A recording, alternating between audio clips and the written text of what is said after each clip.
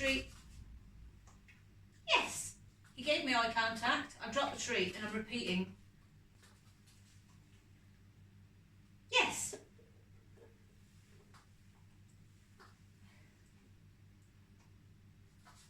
Yes. See, he's looking at my hands, but my hands are quiet by my side, no treats in them. Yes. And he's also offering a sit because he's like, oh, is that what you want? Yes. So yes, fine tunes it. Yes. So if I get the yes in there quick enough, when he gives me eye contact, he knows, oh, it's not the sit, it's the, yes, it's the eye contact. And see how he's just repeating it.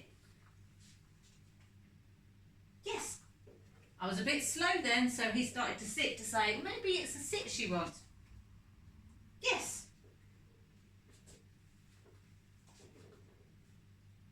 Yes.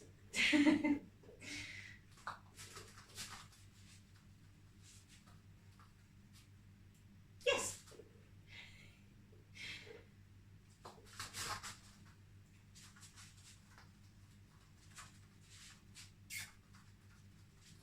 You get the gist. It's late. Oh, hello.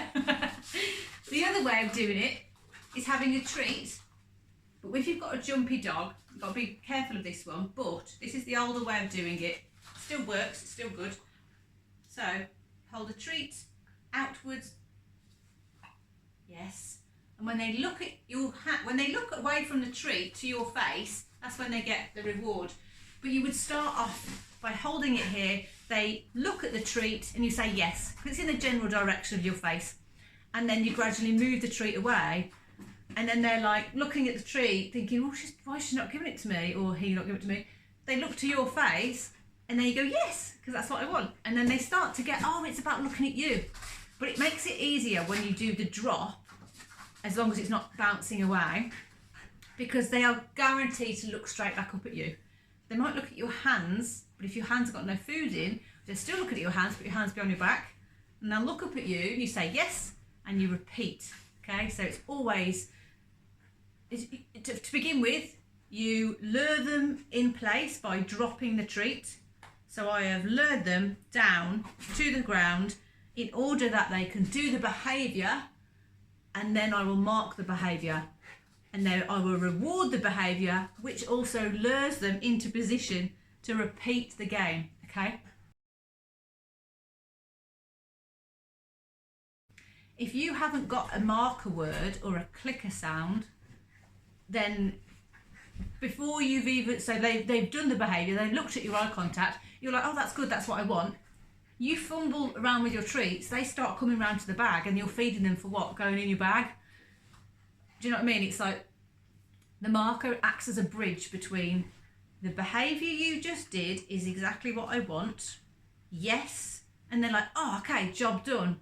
The behaviour of when you say yes, that's when they're like, oh, I associated yes with food, now I'm associating this body position, sit or eye contact or lie down or whatever, with food, even though I haven't even got the food yet.